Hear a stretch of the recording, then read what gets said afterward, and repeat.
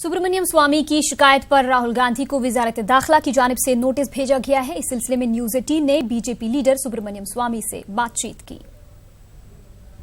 मेरे साथ बीजेपी के वरिष्ठ नेता सुब्रमण्यम स्वामी जी हैं।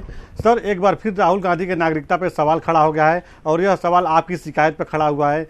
गृह मंत्रालय ने उनको नोटिस भेजा है, 15 दिन में जवाब मांगा है कि अपना नागरिकता को क्लियर करें।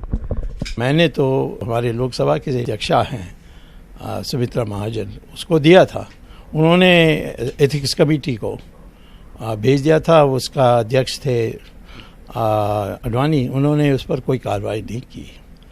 और अब जब चुनाव डिक्लेयर होने के बाद कई लोग आए थे अमेठी से और मुझसे डॉक्यूमेंट्स ले गए थे और वहाँ इंडिपेंडेंट कैंडिडेट ने फाइल किया था और रिटर्निंग ऑफिसर ने कहा कि इसका तो मैं फैसला नहीं कर सकता कि वो नागरिक हैं नहीं हैं, ये तो होम मिनिस्ट्री को कहना पड़ेगा।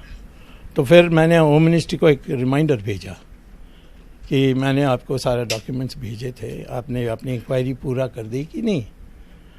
तो आज सुबह मुझे बताया गया कि हाँ, हमने उसको नोटिस भेजा है, उसके जवाब लेना ही पड़ेगा।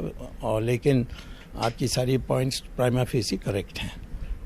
सर, देखा जाए तो आपने जो शिकायत किया उसमें बताया कि राहुल गांधी ब्रिटिश नागरिक हैं, तो किस आधार पे आपने? वो खुद ने स्वीकार किया, खुद ने ऐलान किया है, तो दस्तखत किया है और सिटीजनशिप में कहा ब्रिटिश, तो उसको सफाई देना पड़ेगा।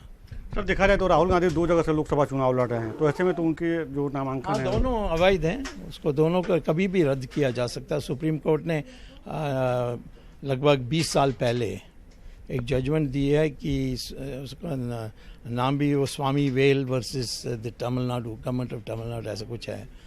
उसमें उन्होंने कहा कि जब भी फ्रॉड होती है या अवैध होती है, यानी वो कभी भी पता लगे, उसको उसी समय उस इलेक्शन को रद्द कर सकते हैं। कैमरा पर्सन वैभव के साथ राजीव तिवारी, न्यूज 18 दिल्ली।